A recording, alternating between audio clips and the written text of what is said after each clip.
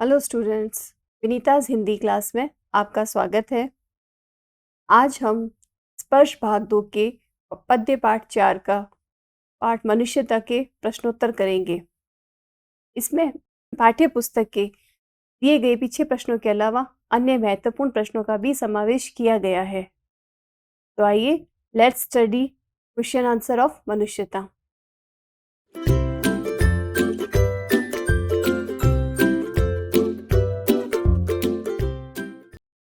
इसमें पहला प्रश्न है, कवि ने कैसी मृत्यु को सुमृत्यु कहा है? तो इसका उत्तर है, कवि ने ऐसी मृत्यु को सुमृत्यु कहा है जिसमें मनुष्य अपने से पहले दूसरों की चिंता करता है और परोपकार की राह को चुनता है, जिससे उसे मरने के बाद भी याद किया जाता है। अगला प्रश्न है, उदार व्यक्ति की पहचान कैसे हो सकती है? इसका उत्तर है, उदार व्यक्ति परोपकारी होता है। वह अपने से पहले दूसरों की चिंता करता है और लोक कल्याण के लिए अपना जीवन त्याग देता है। नेक्स्ट क्वेश्चन है, कवि ने दधीची, कर्ण आदि महान व्यक्तियों के उदाहरण देकर मनुष्यता के लिए क्या उदाहरण दिया है? तो इसका आंसर लिखेंगे, कवि ने दधीची, कर्ण आदि महान व्यक्तियों के उदाहरण देकर मनुष्यता के लिए यह संदेश दिया है कि परोपकार करने वाला ही असली मनुष्य कहलाने योग्य होता है। मानवता की रक्षा के लिए दधीची ने अपने शरीर की सारी अस्थियां दान कर दी थी। कर्ण ने अपनी जान की परवाह किए बिना अपना कवच दे दिया था, जिस कारण उन्हें आज तक याद किया जाता है। कवि इन उदाहरणों के द्वारा यह समझाना चाहता है कि परोपकार ही सच्ची मनुष्यता है। अगला प्रश्न देखते हैं, कवि ने किन पंक्तियों में यह व्यक्त किया है कि हमें गर्व रहित जीवन व्यतीत करना चाहिए? तो इसका उत्तर लिखेंगे हम कि कवि ने निम्नलिखित पंक्तियों में गर्व रहित जीवन व्यतीत करने की बात कही है। रहो न भूल के कभी मदांध तुच्छ वित्त में, सनाथ जान आपको करो न गर्व चित्त में।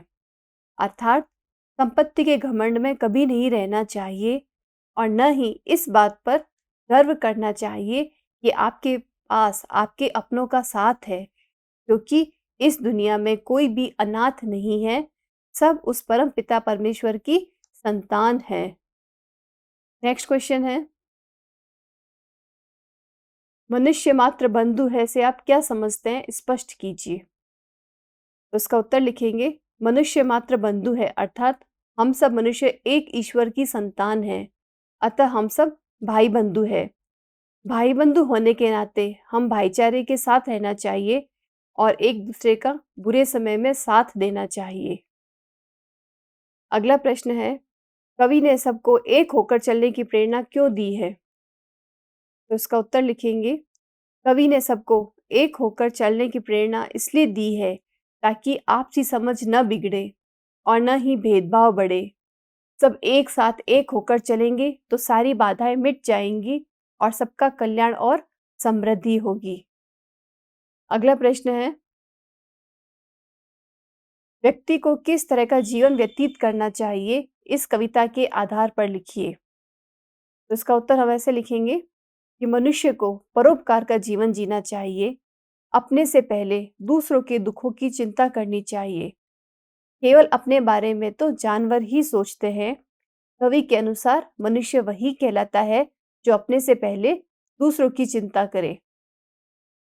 अगला प्रश्न है, मनुष्यता कविता के द्वारा कवि क्या संदेश देना चाहता है? तो इसका उत्तर लिखेंगे, मनुष्यता कविता के माध्यम से कवि यह संदेश देना चाहता है कि परोपकार ही सच्ची मनुष्यता है। परोपकार ही एक ऐसा साधन है जिसके माध्यम से हम युगों तक लोगों के दिलों में अपनी जगह बना सकते हैं और परोपकार के द्वारा ही समाज का कल्याण व समृद्धि संभव है। अतः हमें परोपकारी बनना चाहिए ताकि हम सही मायने में मनुष्य कहलाएं। अगला प्रश्न है, निम्नलिखित का भाव स्पष्ट कीजिए। परीक्षा में ऐसे प्रश्न आएंगे, पंक्तियां दी जाएगी और आपको उनका भाव लिखना होगा।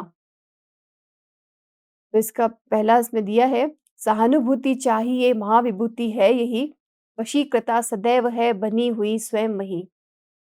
विरुद्ध भाव बुद्ध का दया प्रवाह में बहा, विनीत लोक वर्ग क्या न सामने झुका रहा। ये इम्पोर्टेंट है, इसको बार-बार पढ़ना। कवि इन पंक्तियों के माध्यम से कहना चाहता है कि मनुष्य के मन में दया व करुणा का भाव होना चाहिए।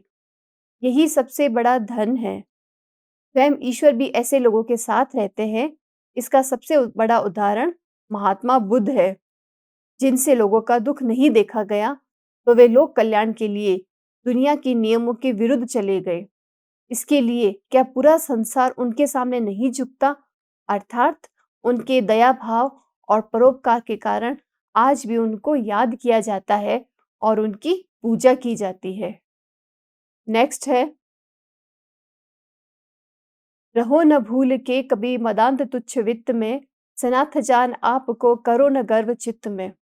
अनाथ कौन है यहाँ त्रिलोकनाथ साथ है, दयालु दीन बंधु के बड़े विशाल हाथ है। इन पंक्तियों का हमें भावार्थ बताना है, भाव बताना है।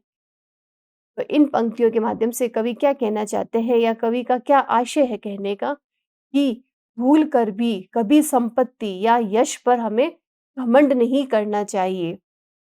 इस बात पर कभी गर्व नहीं करना चाहिए कि हमारे साथ हमारे अपनों का साथ है, क्योंकि कवि कहता है कि यहाँ कौन सा व्यक्ति अनाथ है। अनाथ कौन है? यहाँ त्रिलोकनाथ साथ है, क्योंकि उस ईश्वर का साथ तो सबके साथ है। वह बहुत दयावान है और उसका हाथ सबके ऊपर रहता है। नेक्स्ट है इसमें, चलो अभिष्ट मार्ग में सहर्ष खेलते हुए, विपत्ति विघ्न जो पड़े उन्हें ढकेलते हुए। घटे न हेल मेल हाँ बढ़े न भिन्नता कभी, अतर्क एक पंथ के सतर्क पंथ हो सभी। इन पंक्तियों का भी भाव स्पष्ट करना है। तो इसमें कवि क्या कहना चाहता है कि मनुष्य को अपनी इच्छा से चुने हुए मार्ग में खुशी-खुशी चलना चाहिए। चलो अभिष्ट मार्ग में सहर्ष खेलते हुए, और रास्ते में कोई भी संकट या बाधाएं आए तो उन्हें हटाते चले जाना चाहिए। मनुष्य को यह ध्यान रखना चाहिए कि आपसी समझ न बिगड़े और भेदभाव भी न बढ़े। बिना किसी तर्क वितर्क के सभी को एक साथ लेकर आगे बढ़ना चाहिए। यह तभी संभव होगा कि मनुष्य दूसरों की उन्नति और कल्याण के साथ अपनी समृद्धि भी कायम करे। नेक्स्ट है इसमें, ये थे पाठ्य पुस्तक के पीछे के प्रश्न। अब हम आगे बढ़ेंगे अन्य महत्वपूर्ण प्रश्न। ये परीक्षा की दृष्टि से बहुत महत्वपूर्ण हो सकते हैं, इसलिए इनको भी ध्यानपूर्वक पढ़ें। इसमें पहला प्रश्न है, मनुष्यता कविता में कवि ने क्यों कहा कि हमें मृत्यु से नहीं डरना चाहिए? तो इसका उत्तर हम इस तरह से लिखेंगे, मनुष्यता कविता में कवि ने कहा कि मृत्यु से नहीं डरना चाहिए, क्योंकि मृत्यु तो निश्चित है, इसे कोई भी टाल नहीं सकता। जिसने इस धरती पर जन्म लिया है, उसे एक न एक दिन मरना ही है। अगला प्रश्न है, कैसे मनुष्य का जीना और मरना दोनों बेकार है और क्यों?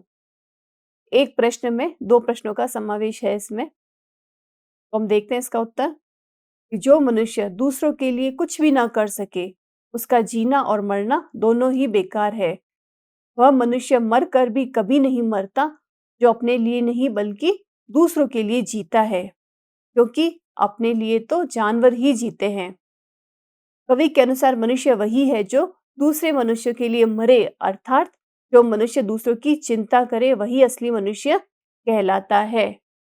अगला प्रश्न है इसमें, मनुष्य को उदार क्यों बनना चाहिए? पूरी कविता में उन्होंने कहा है उदार बनो, उदारता दिखाओ, क्यों बनना है उदार? तो इसका उत्तर देखो, कि मनुष्य को सदा उदार बनना चाहिए, क्योंकि उदार मनुष्य का हर जगह गुणगान होता है। उदार व्यक्ति हर जगह सम्मान पाता है। पूरी धरती उस महान व्यक्ति की आभारी रहती है। उस व्यक्ति की बातचीत उसके मरने के बाद भी हमेशा जीवित रहती है, और वह जीवित व्यक्ति की तरह ही उसका गुणगान किया जाता है और पूरी सृष्टि उसकी पूजा करती है। इसलिए मनुष्य को उदार होना चाहिए।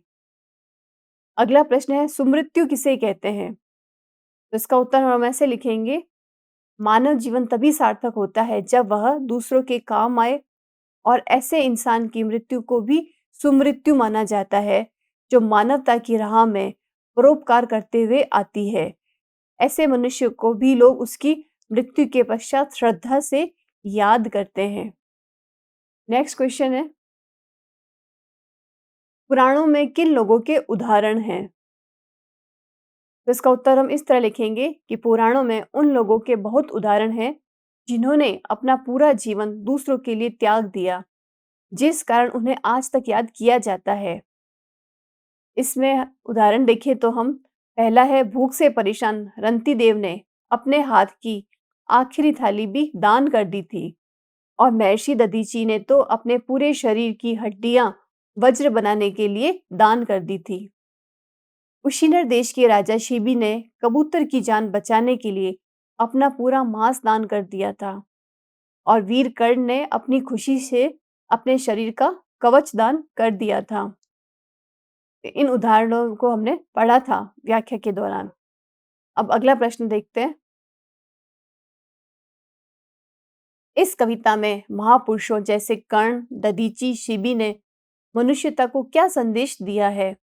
यह भी इम्पोर्टेंट क्वेश्चन है। तो इसका उत्तर हम ऐसे लिखेंगे कि दधीची, कर्ण, शिबी आदि महान व्यक्तियों ने मनुष्यता के लिए यह संदेश दिया है कि परोपकार करने वाला ही असली मनुष्य कहलाने योग्य होता है।